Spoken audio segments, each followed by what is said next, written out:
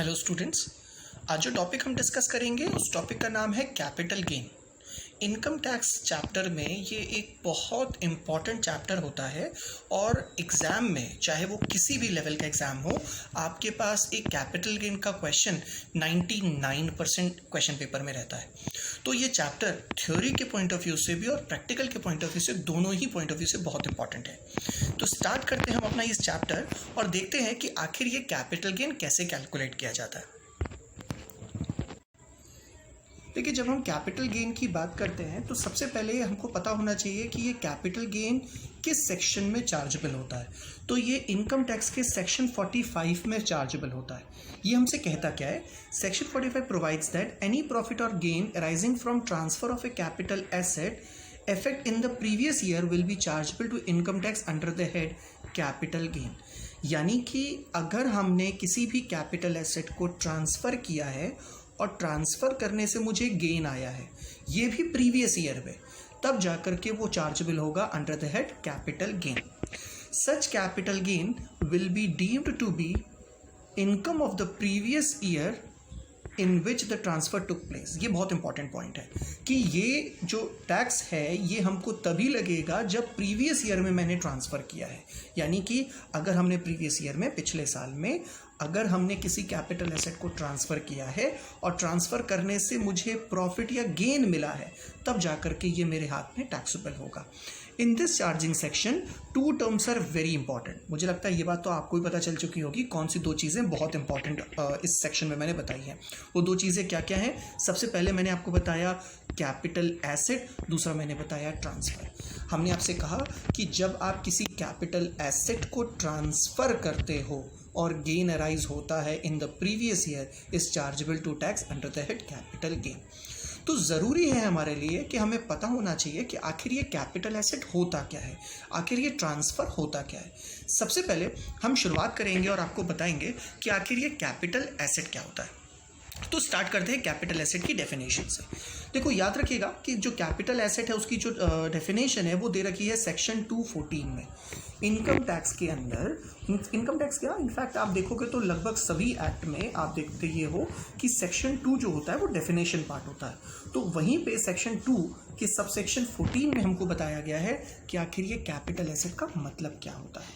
तो यहाँ कहते हैं property of any kind held by an assessee, यानी कि कोई भी प्रॉपर्टी अगर एसएससी ने होल्ड की हुई है, वेदर और not connected with his business और प्रोफेशन, चाहे उसके बिजनेस से चाहे उसके प्रोफेशन से वो कनेक्टेड है या ना हो, यानी कि पर्सनल पर्पस के लिए कोई हो तब भी, और होम पर्पस के लिए यानी कि मतलब डोमेस्टिक पर्पस के लिए हो तब भी, और ऑफिशियल पर्पस के लिए हो तब भी, दोनों ही सिचुएशन में अगर कोई प्रॉपर्टी एसएससी ने हेल्ड की है तब उसको ऊपर ही बोला जा रहा है कि वो क्या होगा। ये तो पहला पॉइंट हो गया। दूसरा, any security held by foreign institutional investor which has invested in such security in accordance with the SEBI regulation, यानी कि दो चीज़ों को बोल दिया गया कि ये होंगे कैपिटल एसेट। क्या होगा? सबसे पहला बोला गया property of any kind held by an SSC whether और not connected with his business और प्रोफेशन, यानी कि कोई भी प्रॉपर्टी अगर एसएससी ने होल्ड की है वो, और दूसरा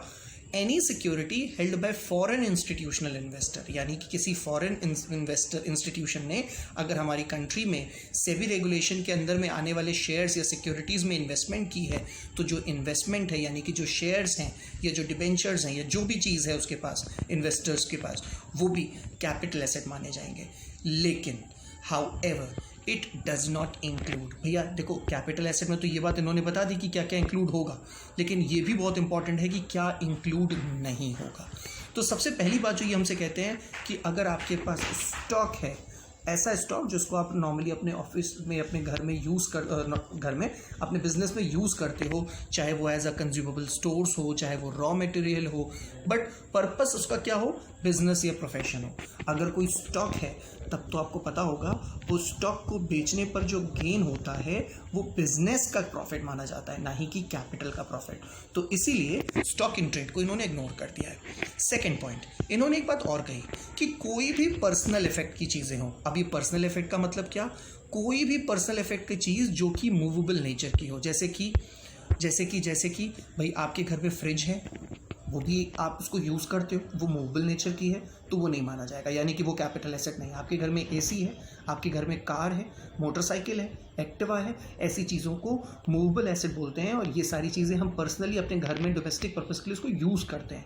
तो हर वो चीज़ जिसको आप पर्सनली यूज़ करते हो उसको बोलते हैं पर्सनल इफेक्ट, और उन चीज़ों को भी इन्होंने इग्नोर कर दिया है। बट याद रखिएगा, उस पर्सनल इफेक्ट में से कुछ एक्सक्लूजन्स हैं। इसका मतलब क्या होता है कि जब हम आपसे कहते हैं कैपिटल एसेट में पर्सनल इफेक्ट नहीं आएंगे बट पर्सनल इफेक्ट में ये चीज़ें नहीं आएंगी, इसका मतलब है कि ये बन जाएगा मेरे लिए कैपिटल एसेट। ये बन जाएगा मेरे लिए कैपिटल एसेट। क्या क्या बन जाएगा मेरे लिए कैपिटल एसेट? सबसे पहले है ज्वेलरी, दूसरा है archaeological collection, drawings, painting, sculptures और एनी वर्क ऑफ आर्ट। यानी कि अगर आपके पास कोई ज्वेलरी हो, आर्कोलॉजिकल कलेक्शन हो, ड्राइंग, पेंटिंग, स्कल्पचर या एनी वर्क ऑफ आर्ट होगा तो वो पर्सनल इफेक्ट का पार्ट नहीं है, क्योंकि ये मूवेबल है बट ये पर्सनल इफेक्ट का पार्ट नहीं है, और ये बन जाएंगे हमारे कैपिटल एसेट। यानी कि अगर मैं ज्वेलरी को बेचता हूँ या ट्रांसफ़र करता हूँ, उसमें मुझे गेन होता है, तब ये मेरे लिए कैपिटल गेन माना जाएगा। मुझे लगता है बात समझ में आ रही होगी। आते हैं हम अपने नेक्स्ट थर्ड पॉइंट की तरफ। थर्ड पॉइंट कहता है रूरल एग्रीकल्चर लैंड। आखिर ये रूरल एग्रीकल्चर लैंड का मतलब क्या है? इस लाइन को बहुत अच्छे से समझिएगा, क्योंकि ये बहुत इंपॉर्टेंट पॉइंट है। इसके ऊपर आपके पास कई सारे क्वेश्चंस फंस सकते हैं, तो समझने की कोशिश करिएगा। Rural agriculture land in India, that is agriculture land in India which is not situated in specified area.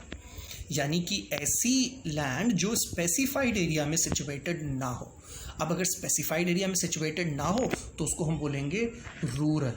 अच्छा, अगर अर्बन एग्रीकल्चर लैंड होगा तो अर्बन एग्रीकल्चर लैंड अगर आपके पास है तो फिर वो बन जाएगी आपके लिए कैपिटल एसेट।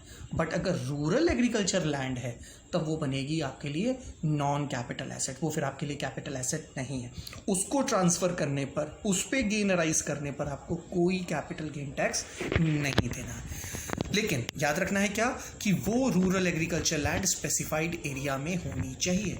आखिर ये स्पेसिफाइड एरिया है क्या? स्पेसिफाइड एरिया को समझने की कोशिश करते हैं। देखो, बहुत सिंपल सा तरीका है, इस बात को बहुत अच्छे से समझेगा। अगर किसी विलेज, किसी सिटी, किसी डिस्ट्रिक्ट की पॉपुलेशन 10,000 से बिलो है भैया, तब तो वो गांव है, तब तो वो रूरल एरिया है, तब तो बात ही मत करो। उसको एग्रीकल्चर बोल दो, उसको रूरल एग्रीकल्चर लैंड बोल दो, आगे उसके बारे में डिस्कशन ही ना करो। लेकिन अगर 10,000 से ज़्यादा है और 1 लाख के बीच में है, उस केस में तो वो जो भी डिस्ट्रिक्ट है, जैसे फॉर एग्जांपल ये डिस्ट्रिक्ट है, इस डिस्ट्रिक्ट के 2 किलोमीटर की एरियल डिस्टेंस, यानी कि हवाई दूरी, जो भी शॉर्टेस्ट हवाई दूरी है, यहाँ तक की एरिया तो अर्बन मानी जाएगी। लेकिन इसके बाहर का जो भी एरिया होगा वो रूरल माना जाएगा। वो कब? जब हमारी जो पॉपुलेशन है हमारे गांव की वो 10,000 या उसके 1 लाख के बीच में है। ठीक है, मैं इस बात को फिर से रिपीट करता हूँ। मैंने आपसे कहा कि मान लेते हैं कि ये एक गांव है, इस गांव की जो पॉपुलेशन है वो है 10,000। तो यहाँ से 2 किलोमीटर की रेंज तक तो हम उसको बोलेंगे अर्बन। लेकिन अगर इसके बाहर कोई एरिया आती है तो वो बन जाएगी रूरल। और अगर वो रूरल बन जाएगी तो उसमें उसको हम कैपिटल एसेट नहीं मानेंगे। लेकिन अगर इस एरिया के अंदर की कोई एसेट है तो उसको हम लोग कैपिटल एसेट मानेंगे, वो अर्बन कैपिटल एसेट कहलाएगी। सेम उसी तरीके से अगर हमने कहा कि 1 लाख रुपए, 1 लाख की पॉपुलेशन से 10 लाख के बीच की पॉपुलेशन है, उस केस में जैसे मैंने कहा कि ये जो शहर है इसकी पॉपुलेशन है 1 से 10 लाख के बीच में, 2 लाख, 3 लाख, 5 लाख, 10 लाख, जो भी है। इस एरिया से ये जो डिस्ट्रिक्ट है जिसकी पॉपुलेशन 1 लाख से 10 लाख के बीच में है, इससे 6 किलोमीटर दूर तक का जो एरियल डिस्टेंस का एरिया रहेगा वो भी अर्बन माना जाएगा। लेकिन इसके बाहर का जो एरिया होगा वो रूरल हो जाएगा। तो वो जो रूरल हो जाएगा वो मेरा कैपिटल एसेट का पार्ट नहीं होगा। सेम इसी तरीके से अगर मैं कहूँ थर्ड वाली केस में, थर्ड वाला केस क्या कहता है कि अगर किसी शहर की पॉपुलेशन 10 लाख से ज़्यादा है, इस शहर की पॉपुलेशन 10 लाख से ज़्यादा है, तब इससे 8 किलोमीटर की दूर का एरिया जो भी होगा वो अर्बन में ही आएगा। उसको हम अर्बन एरिया ही मानेंगे। उसकी म्यूनिसिपैलिटी, उसकी कंटोनमेंट बोर्ड के अंदर ही जहाँ तक उसकी म्यूनिसिपैलिटी या कंटोनमेंट बोर्ड होगा उससे 8 किलोमीटर तक की जो रेंज होगी उसको हम अर्बन एरिया ही मानेंगे। आ रही बात समझ में? जब मैं आपसे कहता हूँ म्यूनिसिपैलिटी और कंटोनमेंट बोर्ड, तो इसका मतलब कि वो शहर का जो भी कंटोनमेंट बोर्ड होता होगा या जो भी म्यूनिसिपल बोर्ड होता होगा, उसकी जहाँ तक लिमिट होती होगी वहाँ तक तो वो शहर है। उस शहर से 8 किलोमीटर की दूरी तक जो एरिया होगी वो भी अर्बन कहलाएगी, और उसके बाद अगर कोई होगा तो उसको हम रूरल कहेंगे। मुझे लगता है यहाँ तक बात आपको समझ में आ गई होगी। मुझे फिर भी डाउट है, आइए एक बार कुछ क्वेश्चन समझने की कोशिश करते हैं। सबसे पहला पॉइंट हमारे पास आता है कि एक शहर है जिसकी पॉपुलेशन है 9000। क्या इसमें कोई डाउट है? आप बताइए, क्या इसमें कोई डाउट है? अगर किसी शहर की पॉपुलेशन 10,000 से ज़्यादा और 1 लाख के बीच में होती है तब तो हम बात करते हैं कि वो शहर है, लेकिन जब ऑलरेडी 9000 की पॉपुलेशन है तब तो भैया वो गांव हो गया। भैया शहर में को हम कहते हैं कि हाँ 10,000 से ज़्यादा की पॉपुलेशन है, 9000 इज़ अ वेरी लो, तो हम उसको सिंपली कह देंगे कि नहीं भैया ये कैपिटल एसेट नहीं है। तो यहाँ पे हमने आंसर में क्या लिखा? Is the land situated in this area is a capital asset? Answer is no. क्यों नहीं है? क्योंकि भैया 10,000 से ज़्यादा तो पॉपुलेशन ही नहीं है, दूरी से तो मतलब ही नहीं है। 10,000 से ज़्यादा पॉपुलेशन हो तब तो हम दूरी चेक करें, लेकिन यहाँ तो 10,000 की पॉपुलेशन ही नहीं है। दूसरा केस देखते हैं। दूसरा केस कहता है कि हमारे पास जो पॉपुलेशन है, बी केस कहता है कि 12,000 की पॉपुलेशन है। अब अगर 12,000 की पॉपुलेशन है तो हम आते हैं अपने फर्स्ट वाले स्लॉट में। 12,000 की पॉपुलेशन में हम देखते हैं 2 किलोमीटर की रेंज। तो समझते हैं कि अगर हमारे शहर की, मैं यहाँ पे आपको ड्रॉ करके दिखाता हूँ, अगर ये हमारा शहर है, इसमें एरिया है 12,000, तो ये आता है फर्स्ट वाले स्लॉट में, यानी कि 2 किलोमीटर तक की जो रेंज होती है वो अर्बन कहलाती है। और अर्बन में अगर कोई एसेट, अगर कैपिटल लैंड है और आपने उसको बेचा है तो वो कैपिटल एसेट माना जाएगा। लेकिन अगर वो रूरल होता, इसके बाहर होता, तब तो वो कैपिटल एसेट नहीं माना जाता, क्योंकि ये 1.5 किलोमीटर के अंदर है, तो भैया ये कैपिटल एसेट माना जाएगा। आ रही बात समझ में? एक और पॉइंट देखते हैं। एक है एफ पॉइंट। हम एफ पॉइंट पे थोड़ा सा फोकस करते हैं, ध्यान से देखिएगा। अब एक शहर है जिसकी पॉपुलेशन है 12 लाख। अब अगर 12 लाख की पॉपुलेशन है तो ज़रा चेक करते हैं कि 12 लाख वाले केस कहाँ पे आएगा। 12 लाख वाला केस आएगा थर्ड में, यानी कि 8 किलोमीटर का डिस्टेंस। तो अगर हमारे शहर की पॉपुलेशन 12 लाख है तो 8 किलोमीटर की दूरी तो भैया अर्बन हो गई, उसके बाहर होगा तो रूरल होगा। लेकिन देखते हैं ये क्या कहता है। भैया ये तो कहता है कि 5 किलोमीटर है हमारी, 5 किलोमीटर, यानी कि इसके अंदर ही आ गया मैं। अगर मैं इसके अंदर आ गया तो यानी कि फिर ये यस हो गया, यानी कि ये कैपिटल एसेट हो गया। मुझे लगता है यहाँ तक आपको बात समझ में आ गई होगी। फिर भी ये जो स्क्रीन मैंने अभी आपके सामने प्रेजेंट कर रखा है, इसको आप स्क्रीनशॉट लीजिए, इसको एक बार बहुत अच्छी तरीके से टैली करिएगा। कहीं पे भी डाउट होगा आप बेहिचक हमारे पास कांटेक्ट करिएगा, उसका सोल्यूशन हम आपको ज़रूर देंगे। अभी तक बहरहाल हमने 3 चीज़ें डिस्कस की। हमने कहा कि कैपिटल एसेट में क्या क्या इंक्लूड नहीं होता है। उसमें सबसे पहले आया स्टॉक इन ट्रेड, दूसरा आया पर्सनल इफेक्ट, जो भी मूवेबल नेचर की चीज़ें होती हैं, और थर्ड मैंने डिस्कस किया रूरल एग्रीकल्चर लैंड। अब मैं बिल्कुल लास्ट पॉइंट पे आ गया हूँ। अब 3 चीज़ें और बची हैं जो कैपिटल एसेट का पार्ट नहीं होगा। वो कौन कौन सी हैं? सबसे पहली है स्पेसिफाइड गोल्ड बॉन्ड, यानी कि गवर्नमेंट टाइम टू टाइम जिस स्पेसिफाइड बॉन्ड कोई कह दे कि भैया इसको भी हम कंसिडर नहीं करेंगे कैपिटल एसेट, तो वो हो जाएगा। ये अभी तक जो स्पेसिफाइड है वो 3 है। एक 6.5% गोल्ड बॉन्ड 1977 है, 7% गोल्ड बॉन्ड 1980 है, और नेशनल डिफेंस गोल्ड बॉन्ड 1980 है, ये जो कि इशूड है सेंट्रल गवर्नमेंट द्वारा। तो इसको छोड़ के अगर कोई दूसरा बॉन्ड होगा तो वो कैपिटल एसेट माना जाएगा, बट ये नहीं माने जाएंगे। इसके अलावा special bearer bond 1991 issued by the central government, यानी कि अगर कोई स्पेशल एक्टिविटी के साथ, स्पेशल रीजन की वजह से अगर मैंने कोई बॉन्ड इशू किया है सेंट्रल गवर्नमेंट ने, तो स्पेसिफिकली इस वाले बॉन्ड को छोड़ करके बाकी कोई भी दूसरे बॉन्ड होंगे उसको हम कैपिटल एसेट मानेंगे। यानी कि अब 2 बॉन्ड हो गए। कौन कौन से? एक स्पेसिफाइड गोल्ड बॉन्ड हो गया, एक स्पेशल बियरर बॉन्ड हो गया। इतना ही नहीं, एक बॉन्ड और मैं डिस्कस कर रहा हूँ, वो है gold deposit bond. Gold deposit bond भी अगर इशू किए हैं गवर्नमेंट ने, तो इन 3 तरह के बॉन्ड, ये ध्यान रखिएगा, तीनों के तीनों इशूड बाय सेंट्रल गवर्नमेंट होने चाहिए। अगर ये सेंट्रल गवर्नमेंट द्वारा इशूड है ये 3 बॉन्ड, तब इनको छोड़ करके बाकी कोई भी दूसरा होगा उसको हम लोग कैपिटल एसेट कंसिडर करेंगे। आई होप यहाँ तक की आपको बात समझ में आ गई होगी। एक बार बहुत जल्दी से रिवीजन करते हैं। हमने क्या बताया? मैंने बताया कि कैपिटल एसेट क्या होता है। एनी सबसे पहले कैपिटल गेन क्या होता है. तो कैपिटल गेन में मैंने बताया कि if any capital asset is transferred and from which gain arises in the previous year will be chargeable under the head capital gain. जरूरी था ये दो टर्म समझना. सबसे पहले हमने समझा कैपिटल एसेट. कैपिटल एसेट क्या है?